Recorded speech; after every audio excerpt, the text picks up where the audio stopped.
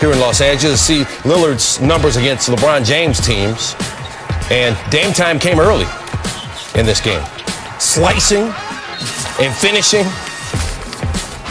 Then later in the first, Lillard, more handles. This time, though, to set up the jumper, Lillard, 15 points in the first quarter on 5 for 8 shooting. The Blazers led by 5 after 1, and we wondered, is this going to be another one of those nights for LA? Remember, no Anthony Davis again. Second quarter, Lakers are down 3. LeBron James going to get switched on to Lillard. Lillard takes it to the rack, but James, get it out of here. 3 of LA's 7 blocks for LeBron James, and then at the other end, feed the player who made the defensive play. Davis approves. Later in the second, James. 3 ball. Bang, bang, bang. He was 2 for 5 from 3. The Lakers 7 for 27 as a team. They got the lead now. Just over a minute left in the second. Lillard 5 for 13 from 3-point range. He had 24 at the half. Blazers back up 3 at the break. Third quarter now. Game tied at 59. James with the rip. Up ahead, Kentavious Caldwell-Pope. Give and go. And it's gone. 28 points, 11 rebounds, 7 assists for James. Takes it away again. Give it up to Alex Caruso. And the Lakers turning defense into offense. James gets his 4th steal. He did a little bit of everything in this game. Lakers by 9 after 3. Fourth quarter, Dennis Schroder. Welcome back to James. Lakers taking over Schroder with 22 in this game. Lakers missed his offense while he was out. Later in the fourth, James off the dribble, beating the shot clock. And the Lakers back in the win column with one they needed, 102-93. LeBron James, speaking of reporters right now, let's listen in. Just trying to do whatever it takes to help us get off this losing streak. And but that's always been my game. To be able to play both ends of the floor, hold myself accountable, and be there for my teammates. And tonight was an instance where I was able to get some steals, get some blocks. Took a couple charges, and just trying to be the voice and also act on action as well on the defensive end. You guys had a certain game plan that worked pretty well against Dame in the playoffs last year. It seemed like you employed it, especially in the second half tonight. What's the key there for you and the bigs coming up to help in the guards, and how did the guards do with Schroder and Caruso specifically? And KCP, should say. Well, you have to, because Dame has, Dame has unlimited range. So you have to be up on screens. Once he crosses half court, he is in his range. So you have to have everybody up the floor, the guy that's guarding him and the guy that's guarding the pick and roll. It's going to be double drags. There's going to be single drags. There's going to be a lot of things that's going on in early transition. And when you're not, a couple instances tonight, he made us pay for it, coming off and letting it go. And when we tried it, when we got it right, we was able to execute it, to the best of our ability. Dave? LeBron, to go away from the court for a second. Zlatan, the soccer player, said that he believes that famous people and athletes such as yourself shouldn't use their platform to do anything other than what they're good at in their athletic endeavor. As someone who has promoted the idea of more than an athlete and trying to empower players to use their voice to speak on their communities, do you have any response to what he said?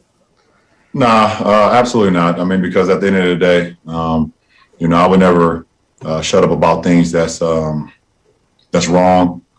I preach about my people, and I preach about equality, social injustice, racism, systematic voting, voter suppression, things that go on in our community. Because I was a part of my community at one point and seeing the things that was going on, and I know what's going on still, because I have a group of 300 plus kids at my school that's going through the same thing, and they need a voice. And I'm their voice. And I use my platform to continue to shed light on everything that may be going on, not only in my community, but around this country and around the world. So, if there's no reason, I won't say no reason, but there's no way I will ever just stick to sports, because I understand how this platform and how powerful my voice is. And he can just ask Renee Montgomery, if I would have shut up and just dribbled. Seeing that beautiful black woman today, be a part of a group where she's part of an ownership group now with the Atlanta Dream down in Atlanta. And it's funny he said that, because I believe in 2018, he was the same guy who said when he was back in Sweden, talking about the same things because his last name wasn't a certain last name that he felt like it was some racism going on when he was out on the pitch. Right? He did say that, right? Yeah. I thought he said that. So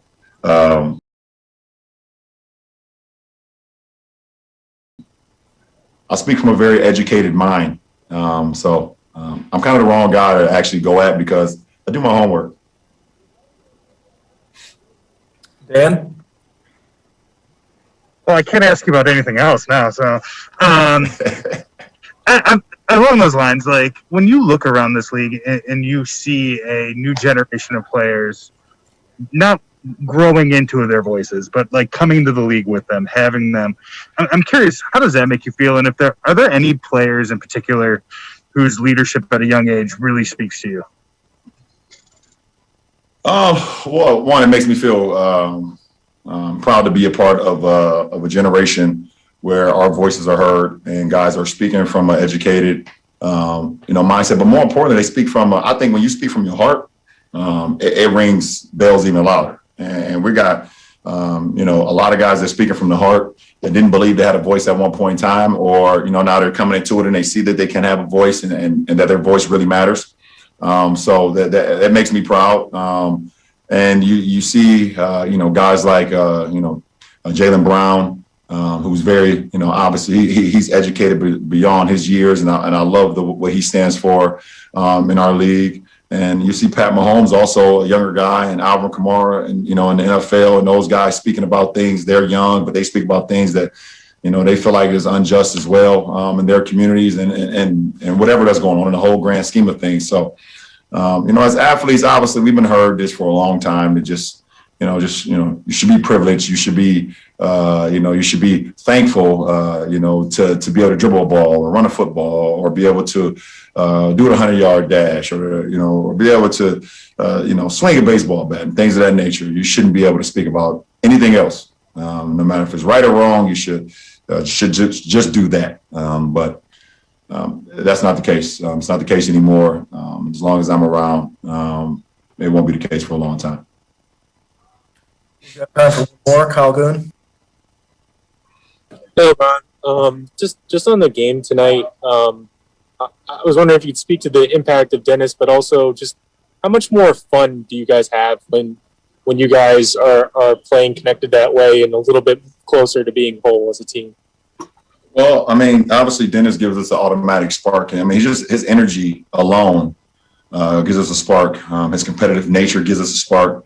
And obviously we've been shorthanded as of late. So, to have another body, a fresh body, well, I wouldn't say fresh when you're out of the game for a week. But, just to have him back in our lineup and have him back in our locker room just means so much to our team. So it was big time in that instance. And everybody just rallied around another, tonight being able to, play well on the defensive end and also on the offensive end as well. LeBron James with the basketball combo plate, Neil, the poo-poo platter. You got it. He had a couple of teriyaki chicken wings, led his team in points, rebounds, assists, blocks, and steals for the 49th time in his career, including the playoffs. That's 20 more times than any other player since blocks and steals became official. Let's welcome in Jalen Rose once again. Jalen, it's 1 of 72, but this felt like a game that the Lakers really, really need to have, and they got it. What jumped out at you from their performance? LeBron James, first and foremost, stuff in the stat sheet, doing it all on both ends of the floor. And it was needed by the Lakers, not just the points, but the defense as well, the blocks, the steals, the effort. Because when your best player and your leader is competing on that end of the floor, everybody else now has to fall in line. Caruso, Harold, Kuzma. And now when they get LeBron out in transition, he can make plays for his teammates, make plays for himself. He was fantastic getting Schroder back in the lineup at the point of the attack defensively. Another guy that can initiate offense, take pressure off LeBron James. It was just a big-time home win by the Lakers, who did a great job in the second half of blitzing Dame Lillard. They know it's no C.J. McCollum. There's no Nurkic down low. So the Lakers wanted to first force somebody else to make shots. The Blazers weren't able to get nobody else going besides Dame. All right, so they get the win. They still don't have Anthony Davis, but I'm really interested in your top four in the Western Conference right now. Ooh, so I want to make sure that everybody knows. This is if each team is fully healthy. Okay, all right. Each team is fully healthy, and it's playoff time, and we're talking about a 7-game series. Okay. All Big right. shout to the Phoenix Suns. Big shout to the Denver Nuggets. They didn't make the cut just yet. Number 4. Mention. The Portland Trailblazers. I just mentioned a couple of reasons why. When they get healthy, as much as we talking about the Lakers missing Anthony Davis, and that's rightfully so, what he brings to the table to that team. But what CJ McCollum brings to the Blazers team has made them one of the more consistent teams in the Western Conference the last few years. So I'll give them a nod at the number 4 spot. Yeah, Number 3. That could be 60 or 70 from the backcourt any night. Exactly. We got the Jazz. I know you listen to a lot of Tribe Called Quest. You know what I'm talking about. Absolutely. Old school hip hop. That's right up my alley. Exactly. And I know they lost tonight at Miami. I understand that. But they have been fantastic shooting the 3. They have a balanced attack playing defense led by Mitchell, led by Gobert. Number 2, Los Angeles Clippers. Oh, okay. See, what happened last year, people like me just sprained their ankles jumping off their bandwagon after they got bounced out of the bubble, right? But Kawhi's healthy. And he's still playing at an elite level. Paul George seems to have gotten his confidence back. I saw him eating Gus's fried chicken in the post-game conference. They're feeling good about their games. The Los Angeles Clippers and their guard play is improving. Patrick Beverly's making threes at a high clip, 40%. So the Clippers number 2 and number 1. The Los Angeles Lakers. All right. They don't have Anthony Davis. He's one of the top players in the game, one of the top defenders in the game. And he went crazy in the playoffs last year. Once he returns, order will be restored in the Western Conference. The pecking order will be aligned again. It's going to be the Lakers and then everybody else once they get healthy. All right. While they throw things at the TV in Salt Lake City, you stick around because we got to